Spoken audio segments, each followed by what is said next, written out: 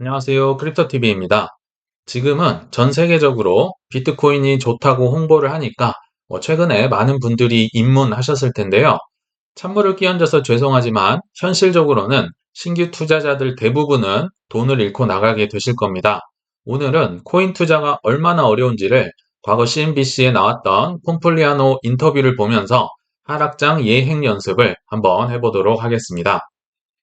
그 전에 앞서서요. 최근에 많은 신입생들 들어오셨을 텐데 지금 여러분들 들어왔을 때 시점의 기사 하나만 보고 넘어가시겠습니다. 3월 15일자 새벽에 나왔던 뉴스인데요. 비트코인의 구글 검색량이 테일러 스위프트와 비욘세를 압도했다고 합니다. 아마 뭐 다들 들어보셨을 텐데 테일러 스위프트는 전 세계적인 팝 스타죠. 2023년에 타임지 뭐 올해의 인물에도 나왔었고요.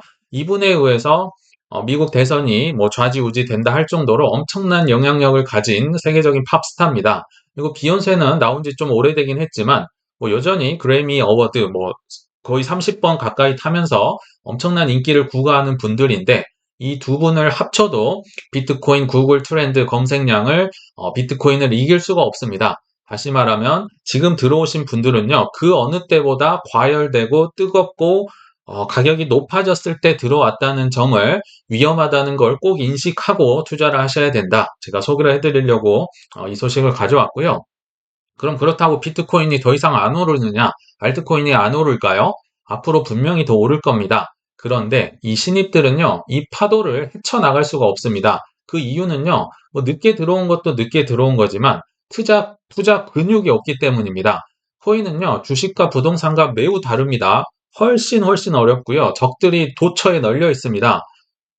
전 세계가요, 비트코인을 공격하죠. 미국 정부, 한국 정부, 중국 정부, 인도 정부, 전 세계가 비트코인을 싫어할 수밖에 없잖아요.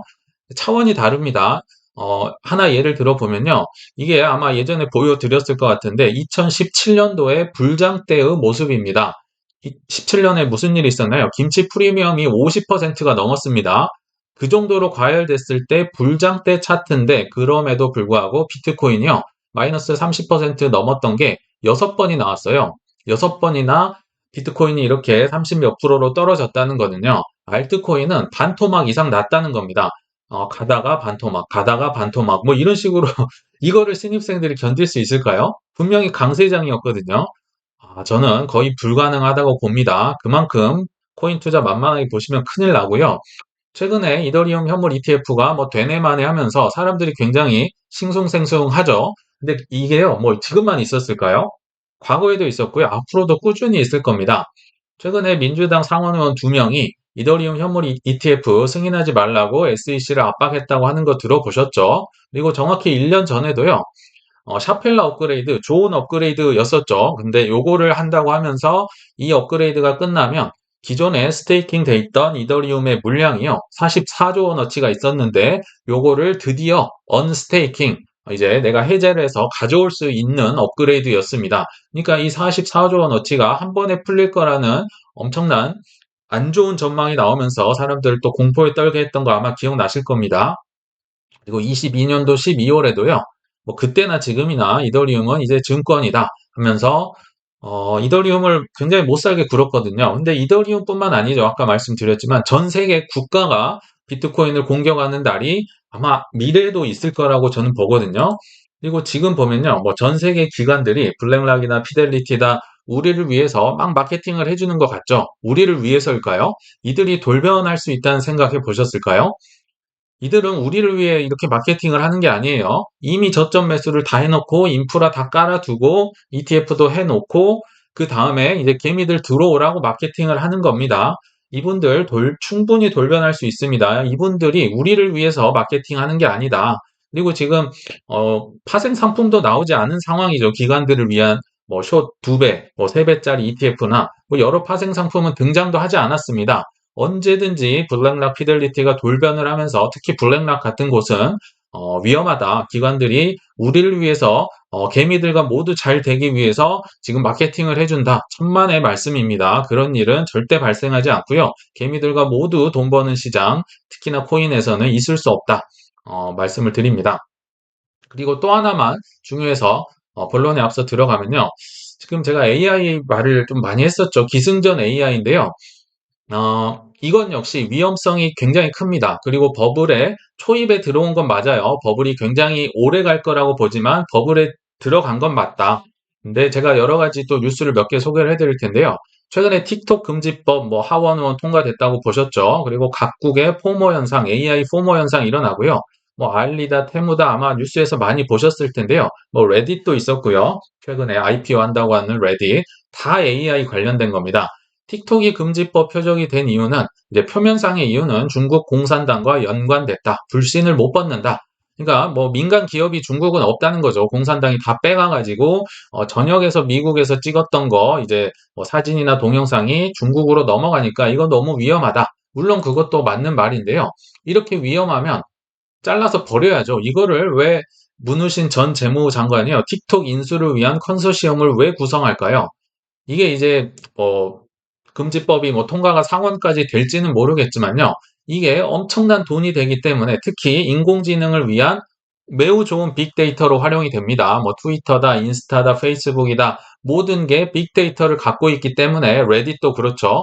AI를 위한 좋은 빅데이터이자 마케팅 수단이자 돈이 되기 때문에 문우신 재무장관이 지금 요거를 살려고 하는 거예요. 뭐 안 좋은 것만 버려야겠죠. 그러면서 미국 성인의 하루 평균 SNS 사용 시간이라고 하는데요. 자국의 이제 플랫폼이죠. 인스타, 페이스북, 스냅챗 등등보다 틱톡이 압도적으로 사람들이 많이 쓰고 있습니다. 여기에 빅데이터가 더 많이 있다는 겁니다. 그러면서 이제 기사를 보면요. 지금은 틱톡만 금지를 했지만 지금 우리 정말 유튜브 보면 지겹게 나오는 광고 있죠. 핀도어도의 온라인 쇼핑몰 테무, 그리고 뭐 의류 브랜드 쉬인, 그리고 알리페이, 위챗도 금지할 수 있다는 전망이 나오고 있다. 왜냐면요. 전자상거래 특성상 광범위한 소비자 정보를 수집할 수 있기 때문에 미국 정부 입장에선 더 위협적이다. 정확히 얘기하면요. 어, AI 산업을 죽이기 위해서 미국이 중국을 규제한다고 봐도 무방합니다. 그만큼 이 SNS 데이터가, 빅데이터가 AI를 위한 무궁무진한 정말 블루오션이거든요. 이곳에서 모든 걸 할 수 있기 때문에 이거 주지 않겠다. 내 걸로 만들겠다는 겁니다. 하나 생각나는 분 있죠. 바이낸스가 전 생각나더라고요. 바이낸스를 죽이고 이제 블랙락이 뭐 코인베이스와 손잡고 JP 모건과 손잡고 ETF 들어갔잖아요. 그것과 정말 똑같다고 보시면 될 것 같아요. 그리고 각국의 포모가 온다고 했는데요. AI 국가대항전 격화, 뭐 프랑스다, 이탈리아다 돈 들이붓고 있습니다. 6개국에서 지금 400억 불 투자, 한 50조 정도 될 텐데요. 유럽은 좀 뒤처졌습니다. 미국과 중국이 치고 나가고 있는데요. AI 정말 포모가 전 세계적으로 불고 있고요. 이게 정말 오래 갈 거라고 봅니다. 거품 영역이라고 제가 얘기했지만 정말 오래 갈 거라 생각이 드는데요. 근데 너무 위험하니까 막 강조를 하기도 어렵긴 해요. 근데 일단은 뭐 한번 소개를 해드리면 25년도 미국의 AI 예산이요. 26조 원으로 잡혔습니다. 뭐 정확히 1월부터 12월까지는 아닌데요. 뭐 중간부터긴 하지만 26조 원. 그러나 우리의 중국은 이제 뭐 AI만의 예산은 아닙니다. 과학 예산인데 AI가 포함된 이 대주제가 그냥 테마가 AI인 거죠. 그 과학 예산이 24년도에 무려 1.3경원 어마어마한 돈을 AI와 과학 예산에 쏟고 있다. 이제 좀 체감이 되시죠? 그래서 저번에 제가 AI 영상을 만들 때 오해하시는 분들이 있어요. 이게 버블이니까 뭐 투자를 하면 안 된다는 식으로 이해를 하신 분들이 있는 것 같은데요. 전혀 아니죠. 두 번 아마 내용을 안 보신 것 같아요. AI 그 닷컴 버블과 비유하면서 닷컴 버블 올라가는 데만 5년 반이 걸렸고요. 떨어지는 데만 2년인가 2년 반이 걸렸어요. 그만큼 오래 갔습니다. 이제 주도주는 바뀔 수 있겠죠. 2등주, 3등주. 그렇게 AI 버블은 이어질 수 있어서 주의 깊게 조정 때마다 조금 사는 건 좋겠다. 그러나 아까 말씀드렸죠. 이게 너무 변동성이 크기 때문에요. 돈 벌 가능성이 너무 작아요. 너무 어렵습니다. 특히 신규 투자자 분들에게는요. 그래서 폭락이 예를 들어서 며칠 정도 갔다. 막 정말 피바다가 돼 있고 이 시장이 어려워졌다. 그러면 제가 그때쯤에 뭐 AI든 뭐든 신규 코인을 소개를 드리려고 합니다. 지금은 이제 너무 좀 과열됐기 때문에 나중에 좀 기회가 되면 저점일 때 그나마 조정받을 때 한번 소개를 드리도록 하겠습니다. 자, 이제 본론에 들어올 텐데요.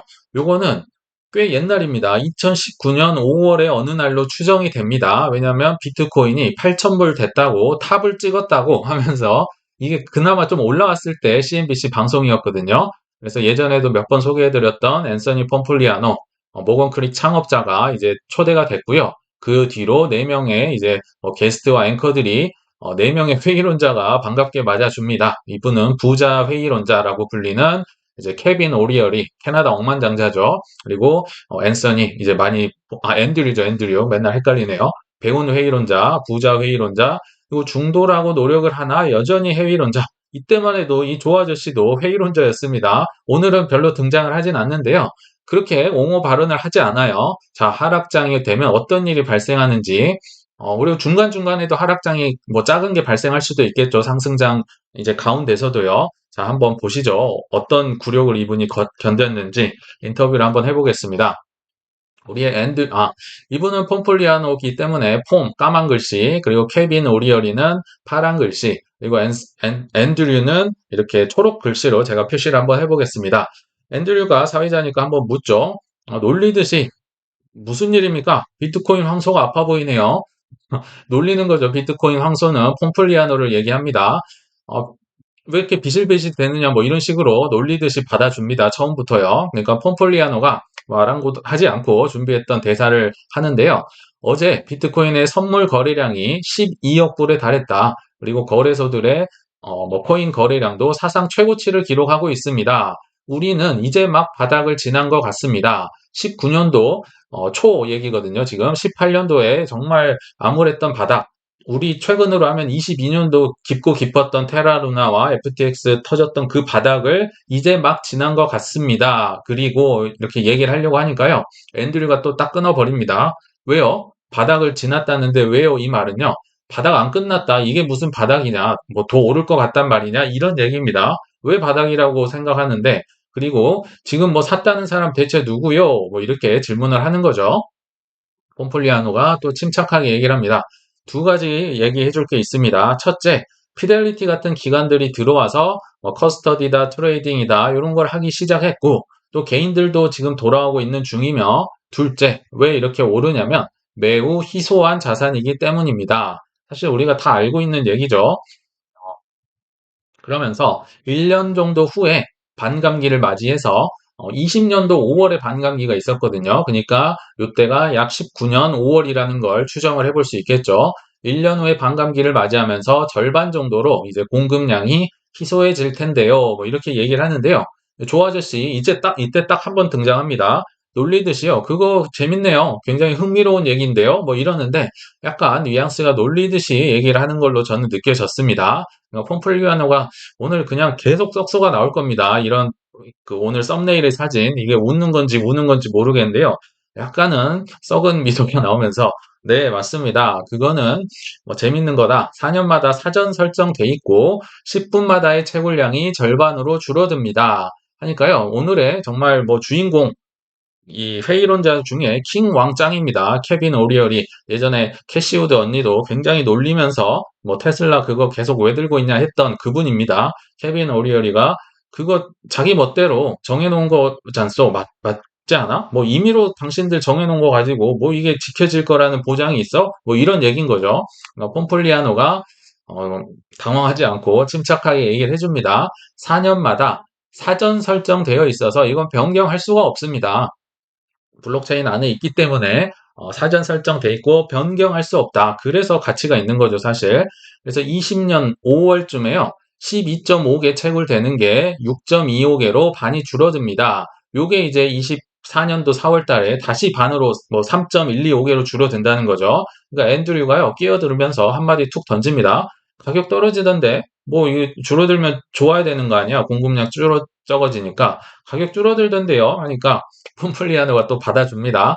마이너스 90% 하락을 두 번이나 맞았던 아마존 주식도 있지 않습니까? 요것처럼 비트코인도 변동성이 매우 크다. 근데 사람들은 이제 아마존은 이미 성장도 했고 뭐 주식이니까 다들 뭐 아무 말 안 하는 거잖아요.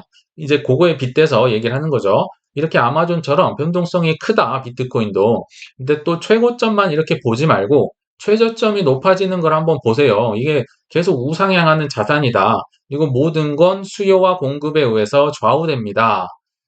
사실요, 예전에 최성락 교수님 제가 소개를 하면서 그분이 이거를 믿고 비트코인으로 부자가 됐었다고 소개를 했더니요, 그 중에 있었던 댓글이 이런 게 있었어요. 만약에 수요와 공급만 가지고 이걸 투자했다면 그 사람은 헛똑똑이다, 바보다. 이런 식으로 얘기를 하더라고요. 근데 폼플리아노는요, 요거를 믿었어요. 수요와 공급에 의해 좌우됩니다. 아무리 쓸데없는 것도 사람들이 사주고 필요가 있으면 가격이 오른다. 그 포켓몬 카드 예를 들면서 최성락 교수님이 얘기를 했었잖아요. 지금 똑같은 논리인 거예요. 그래서 수요가 증가하니 또 말을 하고 있으니까 앤드류가 말을 딱 끊습니다. 이 사회자가요. 근데 그 수요의 공급에 뭐 수요가 증가하고 좋은 거라는데 그 미스터 원더풀 씨는 쓸모가 없네요 하면서 또 비웃는 거죠. 미스터 원더풀 씨는 당연히 비트코인을 얘기합니다. 그러니까 폼플리아노가 뭐 하루 종일 썩소가 나오는 거죠. 뭐, 맞습니다. 근데 아침에 당신 이거 비트코인 쓰레기라고 하던데요. 내가 뉴스에서 봤습니다. 이렇게 폼폴리아노가 얘기를 하니까요. 약간은 그때, 게스트랑 아나운서들이 다 빵 터지더라고요. 왜냐면요. 이 아나운서들은, 앵커들은 중립을 지켜야 되잖아요. 이제 중립을 지키면서 질문을 해야 되는데 이미 아침에 쓰레기라고 결론을 내리고 오고 지금 손님을 초대한 상황입니다. 그러니까 좀 민망할 거잖아요. 이분이 약간의 반성의 모습을 보이긴 했었습니다. 그리고 다 빵 터지고 이제 본격적으로 케빈 오리어리가 질문을 합니다. 와, 이 정도로 정말 저도 설득시킬 자신이 없을 것 같아요. 이 친구 장난 아닙니다.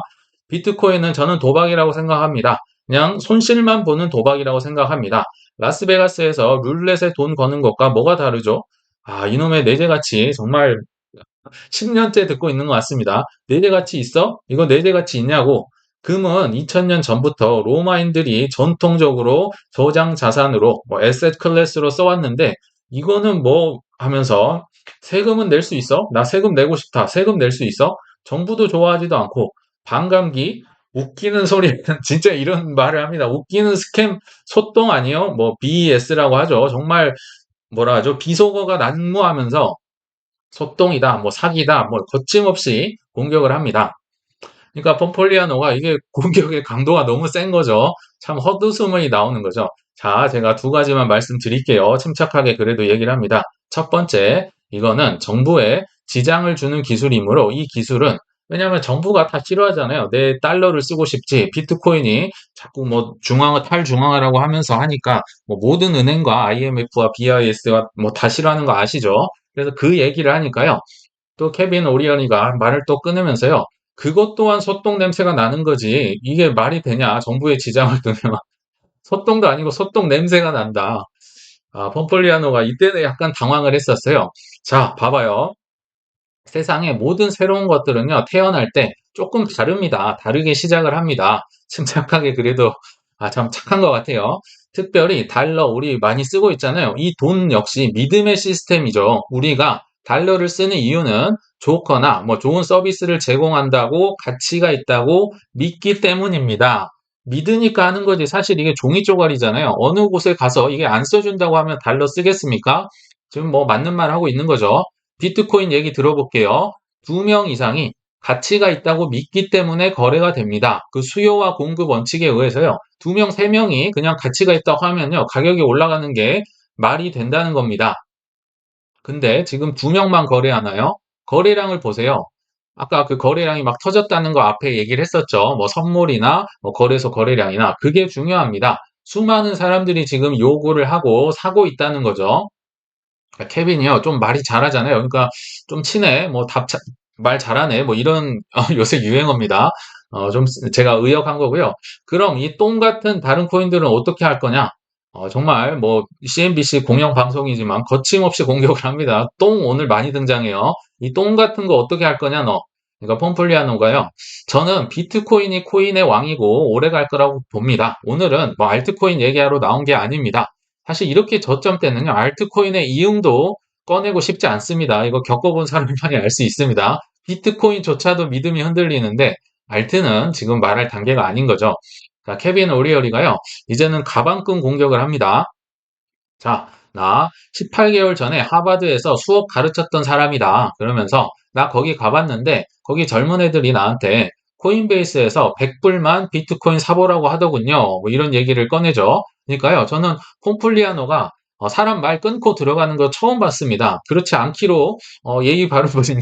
처음 말을 끊고 예의는 바르지만 비트코인 샀다고요? 이렇게 물어보는 거죠. 네, 케빈 오리어리가요. 샀다마다요. 100달러를 내가 똥 같은 코인들을 올인 했습죠. 내가 다 샀다. I bought it all 하면서 엄청 샀다는 듯이 뭐 뻐기듯이 얘기를 합니다. 근데요. 지금 그거 30불 됐어요. 똥 같은 코인이 마이너스 70% 됐더라고요. 나 이거 정말 엄청 구린 것 같아요. 이게 뭐 정말 순화해서 얘기한 겁니다. 막 욕설이 난무합니다. 이거 어떻게 생각합니까? 어쩔래? 너 이거 어떻게 할 거야? 나한테 한번 설득해봐. 뭐 이런 거죠. 폼플리아노는 꿋꿋하게 지난 10년간 비트코인은 S&P 등 여러 자산을 제끼면서 엄청난 수익률을 거둬서 주목받았습니다. 이거는 팩트 맞죠? 또한 기관들이 진입하고 있는데 그 이유는 투명하고 안전하기 때문입니다. 이거는 다 블록체인에 공개가 되죠. 뭐 더 찍어내거나 이렇게 할 수가 없다는 거죠. 이거 해킹은 블록체인에서 발생하지 않습니다. 거래소에서 발생하는 거죠. 그리고 정부도 코인으로 범죄자들 추적하는 게 쉽다는 거 알면 깜짝 놀랄걸요. 이 범죄자들이 쓰는 트랜잭션이 다 기록이 되기 때문에 결국은 어딘가 이제 거래소나 어떤 곳을 통해서 이제 수면 위로 올라올 거잖아요. 그때 잡을 수 있다. 그렇기 때문에 정부도 결국은 필요할 거고 유용할 것이다. 이런 논리를 펼칩니다. 맞는 말이죠. 그러니까 앤드류가 또 말을 끊습니다. 이거 못 들어주겠네. After the fact. 사후에는 알겠지. 뭐 지금 사전에 아는 게 중요하지. 무슨 사후에 아는 게 무슨 의미가 있어. 사건 사고 나온 후에는 알겠죠 하는 거죠. 그러니까 폼플리아노가 당연히 사후 후에 알죠. 근데요, 달러는요, 사전이나 사후나 범죄 추적 불가능하지만요, 또 팩폭을 날리는 거죠. 그러니까 케빈 오리언이가 또 좀 친해하는 거죠. 야, 너 좀 말 잘하네. 자, 이거 한번 받아봐. 저번에 비트코인이 2만 달러인가 뭐 갔을 때 SEC는 생일 카드처럼 여러 군데 소환장을 뿌려주더라. 뭐 범법 행위했다고 법원 나오세요. 이거 뿌렸다는 거죠. 자, 이거 한번 받아봐. 한번 답변해봐. 이런 뉘앙스예요, 진짜. 정말 뭐 쉴 새 없이 공격을 받습니다. 폼플리아노가 그거요. 코인 초기 투자 받았던 ICO 했던 프로젝트를 말씀이시군요. 하면서 막 말을 또 하려고 하는데요. 처음으로 이 여자 앵커분은 제가 이름을 모르겠는데요. 처음으로 케빈 오리얼이 진영에서 지원 사격을 합니다. 최근에 사기 같은 사건들 정말 많았었죠. 최근에 바이낸스 해킹 됐었고요. 테더와 비트파이낸스 기소 당했으며 뭐 어쩌고 저쩌고 뭐 사기에 쓰이고 뭐 이런 최근 소식들 안 좋은 걸 죄다 꺼내 와서 이제 지원 사격을 합니다. 자, 그 와중에 케빈 오리언이 이것도 받아봐라. 나, 나 그걸로 세금 왜 못 내지? 나 국세청에 지금 너무 세금 내고 싶은데, 야, 이제 뭐 조롱이 절정에 달하고 있습니다. 그러니까 폼플리아노가요, You can 낼 수 있다. 오하이오에서 세금 받아줍니다. 다른 정부도 이거 받으려고 열심히 일하고 있고요. 어, 참 이거는 예상을 못한 것 같아요. 케빈 오리언이니까요. 그래서 이제 페드를 연방 정부를 예를 들면서 페드가 그거 받아줄 것 같소? 이제 또 공격을 하는 거죠. 폼폴리아노는 당연하죠. 근데 그 누구보다도 어떤 당연하죠보다도 조금 서글픈 당연하지 같아요. 당연하죠. 얘기는 합니다. 정말 이 믿음이 어마어마합니다. 이 하락장인데요. 이런 일이 우리에게 발생한다는 거 지금 제가 알려드리려고 하는 거예요. 자, 케빈 오리언이 당신 대단한 낙관론자시군요. 역시 조롱을 한 움큼 이제 한 스푼 떠서 드리는 거죠. 그리고요, 앤드류가 또 뒤에서 끼어듭니다. 웬? 언제? 그 페드가 언제 받아줄 것 같은데 지금 당장 증명해봐. 뭐 회의론자들이 하는 똑같은 얘기인 거죠. 지금 증명하면 내가 믿어줄게. 그러니까 폼폴리아노가 웃으면서 언제요? 저도 그것까지 예측할 수는 없겠네요. 제가 이 레귤레이터 규제자들이 이거 언제 규제하는지 베팅하는 사람이 아니기 때문에 그건 모르겠습니다. 근데 여자분이요, 또 한 번 거만한 말투로 지원 사격을 합니다. 지금 비트코인 약간 뭐 가격 회복됐던데요. 최고점 언제 갈까요? 오를 시기를 말해보세요. 타임 프레임을 딱 정해서 말해보세요 하는데요. 제가 들을 때는요, 이거 한번 맞춰봐봐. 뭐 이런 식으로 정말 거만하게 이거 한번 맞춰봐라. 최고점 언제 올 것 같아. 얘기를 합니다. 근데 뭐 질문은 좀 잘못됐지만 굉장한 우문현답이 나옵니다. 폼폴리아노 좀 어렵긴 한데요. 그 뒤로 했던 말들 한번 보세요. 제가 줄 쳐놨는데요. 우린 이미 바닥을 지나서 불마켓 상승장에 들어가고 있고 반감기 후에 1년 정도 후에 정점을 찍을 것 같습니다. 지금 19년도 5월에 지금 이런 얘기를 하고 있는 거예요. 또한 지금부터 2년에서 3년간 상승장에 들어간다고 해도 나는 전혀 놀라지 않고 이상하지 않을 겁니다. 자, 줄 쳤던 거요. 하나라도 틀린 말이 있나요? 실제로 다 벌어졌던 일입니다. 대단하지 않나요? 이 바닥을 지나서 19년도 5월이었거든요. 그러니까 반감기 후 1년 정도. 그러니까 20년 5월에 반감기가 왔으니까요. 21년도 5월에 정점을 찍을 것 같습니다. 거의 정확하죠. 21년도 4월에 한번 왔고 21년도 11월에 한번 왔으니까요. 또한 지금부터 2년 3년간 그러니까 21년도 5월부터 뭐 그때가 딱 2년 되는 지점이잖아요. 상승장에 들어간다 해도 이상하지 않습니다. 실제로 지금부터 2, 3년간 상승장이 들어왔습니다. 야, 진짜 놀라운 얘기인데요. 이때 당시 이런 말을 하니까요. 어, 뭐 오히려 놀림거리만 되지 아무도 믿질 않죠. 케빈 오리언이 뭐 비트코인만이지 뭐 똥코인 말고 뭐 이런 식으로 또 똥코인 자기가 예전에 똥코인을 사가지고 물리니까 거기에 약간 화가 났던 것 같아요. 그러니까 폼플리아노도 아, 그래, 맞다. 올리 비트코인이다. 이러면서 이때는 약간 지친 표정, 아, 좀 집요하네. 이런 표정을 보이고 있습니다. 신나게 뭐 케빈 오리언이 뭐 여러 가지 조롱 많이 하는데요. 그 조롱들 일단 다 중략을 하고 이제 마무리 인터뷰, 마무리 단계로 들어가는데요. 낙관적인 당신의 관점 나 너무 사랑한다. 그런데 나는 마음을 바꾸지 않을 것이다. 나는 비트코인 절대 사지 않을 거다. 나는 아직도 쓰레기라고 생각하는데, 그러니까 제가 발, 가바지 뭐 이렇게 놀리듯이 얘기합니다. 뭐 한국말로 하면 쓰레기겠죠. 라고 생각하는데 어쩌지? 진짜 돈 놔두고 이 똥코인 산다고 막 하하호호 다들 웃습니다. 쓰레기. 이 폼폴리아노가 그때 나왔던 표정이 요겁니다. 썸네일에 나왔던 이 웃는지 우는지 모르겠는 표정. 아, 그래도 쓰레기가 쓰레기보단 훨씬 듣기 좋네요. 이렇게 인터뷰가 끝납니다. 이게 어떨 때 우리가 들을 소리인지 이제 기억나시나요? 아마도 하락장이 오면요. 한 50% 비트코인 떨어지면 우리가 들을 얘기입니다. 우리가 이 친구가 되어야 됩니다. 견딜 수 있으실까요? 자, 결론에 왔습니다. 신규 투자자는 이번 사이클에는 돈을 잃는다는 생각으로 좀 소액만 투자하셨으면 좋겠습니다. 이 잔칫날이죠. 그러나 흥을 깨서 죄송하지만 현실을 직시하지 않으면 많은 투자자들이 큰 돈을 잃게 됩니다. 2017년도에는요, 저한테 아무도 이런 말을 해준 사람이 없었는데요. 신규 진입자 분들, 일단 입문은 축하드립니다만, 코인 투자는 주식 부동산 투자보다 훨씬 어렵고, 적도 여전히 많습니다. 이번 사이클에는요, 반드시 소액만 투자하시면서 투자 근육을 키워가는 좋은 시기로 삼으시길 바라면서 저는 이만 물러가겠습니다. 시청 감사합니다.